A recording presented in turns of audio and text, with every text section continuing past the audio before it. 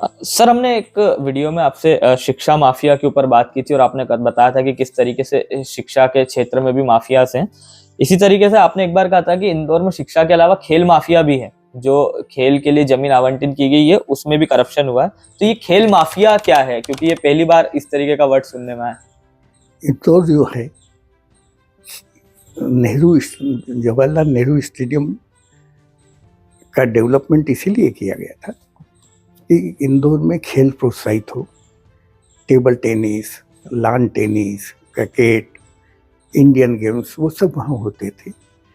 उसके बाद में ये ज़रूरत पड़ी कि इनके लिए अलग से हर खेल के लिए गवर्नमेंट ज़मीन अलॉट करे ताकि खेलों का डेवलपमेंट हो, राष्ट्रीय स्तर पर अच्छे खिलाड़ी निकले।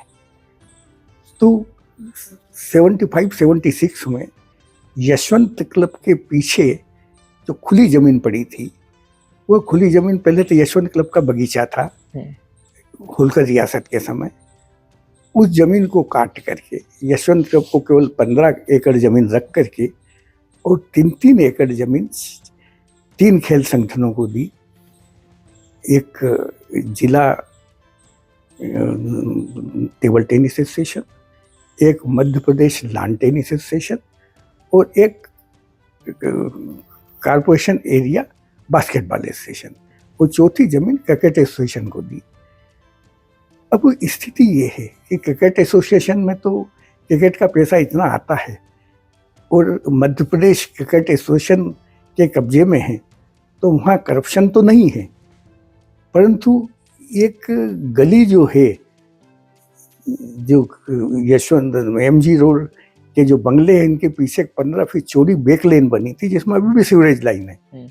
उस पर क्रिकेट एसोसिएशन ने कब्जा कर लिया अपनी जमीन के साथ, और इधर लॉन टेनिस एसोसिएशन ने भी कब्जा कर लिया, और इस तरह से गली भी कर दी। और 3-3 एकड़ जमीन मात्र हर एक को जमीन खेल एसोसिएशन को दी थी, प्रीमियम नहीं लिया था, और 1 रुपया प्रति वर्ष लीज अमाउंट प्रति एकड़। तो 3-3 एकड़ को 3-3 रुपए में, जैसे कि टेनिस एसोसिएशन को, लॉन टेनिस एसोसिएशन को, बास्केटबॉल एसोसिएशन को, इनको 3-3 रुपए साल में मिली, और क्रिकेट एसोसिएशन का 15 रुपए साल में मिली। अब स्थिति ये है कि खेल कूद तो होता है, खेल कूद तो खाली नाम को दिखाने का होता है, बाकी इस पर माफियाओं ने कब्जा कर दिया। जैसे कि हम एक माफियाओं ने कब्जा कर लिया और नजूल अधिकारी और शासकीय अधिकारी सब उनसे मिले हुए। जैसे कि हम district table tennis association, district table tennis association को 3 एकड़ दिया, पंचनामा 3 एकड़ का कब्जा कर लिया अभय छजलानी ने टेबल टेनिस ट्रस्ट बना करके, जबकि उनको अलॉटेड नहीं है। और उसके बाद में उन्होंने उस पर लोगों से चंदा लेकर के, दान लेकर के, और खेल प्रशाल बनाया। अब खेल प्रशाल बनाया तो उस समय जो जमीन अलॉटेड थी, उस जमीन के बजाय यानी फ्रंटेज कम था, तो इन्होंने फ्रंटेज ज़्यादा ले लिया। और उसके अलावा सड़क एक बनाई है, आपको ख्याल हो तो, इंदौर डेवलपमेंट अथॉरिटी और क्रिकेट एसोसिएशन वो जाने के लिए, तो वो सड़क में 2 एकड़ जमीन गई, तो आधा एकड़ लॉन टेनिस एसोसिएशन की, आधा एकड़ टेबल टेनिस एसोसिएशन की, और आधा एकड़ इनकी IDA की। तो उस आधा एकड़ 3-3 एकड़ में से भी आधा एकड़ चली गई, 2.5 एकड़ बची। परंतु मजा ये कि अभय छजलानी ने टेबल टेनिस एसोसिएशन में 2 पंचनामे, 3 एकड़ का पंचनामा बड़ा और एक फर्जी पंचनामा बना करके 3.25 एकड़ का भी रखवा दिया। इसी तरह से लॉन टेनिस एसोसिएशन वालों ने भी जमीन का कब्जा 2.75 एकड़ दिया, और 2 पंचनामे बना लिए, एक 3 एकड़ का भी बना के रखवा दिया। तो उसमें तो साफ लगता है कि नजूल डिपार्टमेंट भी उनके साथ मिला हुआ। फिर अभय छजलानी ने किराए की इनकम आरम्भ कर दी, और सब टेबल ट्रस्ट उनका एक व्यक्तिगत ट्रस्ट हो गया, पारिवारिक ट्रस्ट तरीका वो चल रहा था। उसकी इनकम 2 तरह से, चेक से भी और कैश से भी। यहाँ तक भी ठीक था, परंतु उसके बाद एक 25,000 स्क्वायर फीट जगह जो लॉन टेनिस और टेबल टेनिस के बीच में नजुल लैंड पड़ी थी खाली, उस पर उन्होंने अतिक्रमण करके लाभ मंडपम बना दिया। और लाभ मंडपम बना लिया, और जब उनको नोटिस दिया तो नजुल अधिकारी ने, तो उन्होंने कहा कि हमको इसको रेगुलाइज कर दीजिए। तो 22 करोड़ रुपए उन्होंने रेगुलाइज करने का बाजार मूल्य मांगा, इन्होंने नहीं दिया, और आज भी अतिक्रमण कंटिन्यू है और वो कमा रहे हैं। न केवल उन्होंने वहाँ पर हाल बना करके किराए से देते हैं, इसके अलावा उन्होंने एक क्लब भी मनोरंजन क्लब खोल लिया, उससे लाखों रुपया लोगों को उससे मेंबरशिप कर लेते हैं, और उससे भी इनकम मंथली ले रहे हैं। यही हालत लॉन टेनिस एसोसिएशन की, Madhya Pradesh lawn tennis association को मिला, कब्जा कर लिया, यानी कि लॉन क्लब के लिए अनिल धूपर ने, और क्लब चला रहे हैं और बहुत मेंबर हैं, लाखों रुपया लोगों से मेंबरशिप में दिया। उस इनकम से बाईपास पर एक और आलीशान क्लब बना लिया, और इस तरह से 3 रुपया गवर्नमेंट को देते हैं, वो करोड़ रुपया साल कमा रहे हैं। और जिनको अलाटेड है, जैसे डिस्ट्रिक्ट टेबल एसोसिएशन को अलाटेड है, वो वहीं नेहरू स्टेडियम में ही है। अच्छा। वो Madhya Pradesh lawn tennis association को अलाटेड है, तो उसको कुछ नहीं मिला।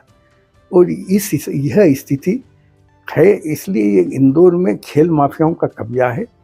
और ये खेल माफिया चूंकि पहले अनिल धूपर भास्कर में थे, तो प्रोटेक्शन भास्कर का था, और अभय सजनानी के पास नई दुनिया अखबार था, तो नई दुनिया अखबार का था।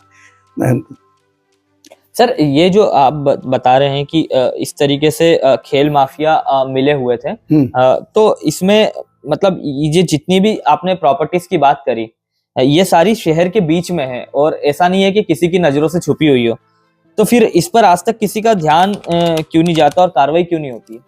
ये सबको ये है कि हमको क्या, और इनका आतंक शहर में इतना है कि इनके खिलाफ कार्रवाई करने से या शिकायत करने से लोग डरते हैं।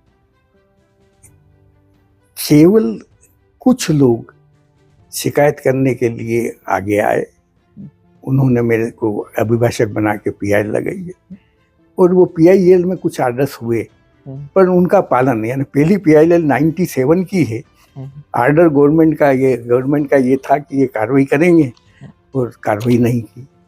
उसके बाद दूसरी कंटेम्प्ट लगा, तो उसमें का कार्रवाई कर रहे हैं। उसके बाद नेक्स्ट पिटीशन लगाई, तो का कार्रवाई कर रहे हैं, पहले आर्डर है उसका पालन कर रहे हैं। तो आज स्थिति ये है कि 25 साल हो गए, परंतु गवर्नमेंट की ओर से इनको एक नोटिस भी अतिक्रमण तक अलग हटाने के लिए नहीं दिया गया। तो सर, ये तो कुल मिला के ऐसा लग रहा है कि सब कुछ सरकार की मिलीभगत से ही हो रहा है, और सरकार अगर चाहे तो इंदौर की ये जमीनें इंदौर की जनता के लिए वापस दे सकती है। लेकिन अगर सर अगर कोई व्यक्ति इस तरीके से इसमें कार्रवाई करने चाहे, मतलब बतौर जिम्मेदार नागरिक शहर का, तो वो उसके पास क्या माध्यम हो सकते हैं? उसके लिए माध्यम ये है कि सरकार से कहे कि भाई ये जमीन का दूसरा उपयोग हो सकता है, इन माफियाओं से इसे छुड़ाया जाए।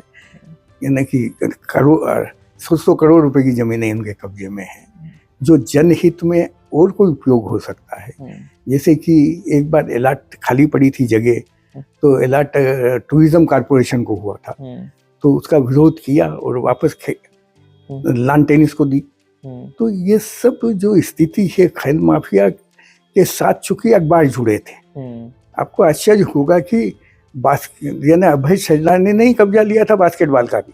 अच्छा। बास्केटबॉल का भी उन्होंने लिया था, और टेबल टेनिस का भी उन्होंने लिया था उनके पदाधिकारी बनकर। अच्छा। और उसके बाद में बंटवारा हो गया, वो जनक गांधी को दे दिया बास्केटबॉल, और ये इन्होंने ले लिया। दुर्भाग्य था, जनक गांधी की डेथ हो गई, कोर्ट से गवर्नमेंट ने उस पर रिसीवर अपॉइंट कर दिया 145 में, और उसके बाद में कब्जा बास्केटबॉल एसोसिएशन को दे दिया। और वो भी एंट्रीम कब्जा है, रेवेन्यू बोर्ड ने जो इनका कब्जे लेने कार्रवाई थी उसे रिमांड किया था, तो वो कार्रवाई नहीं कर रहे हैं।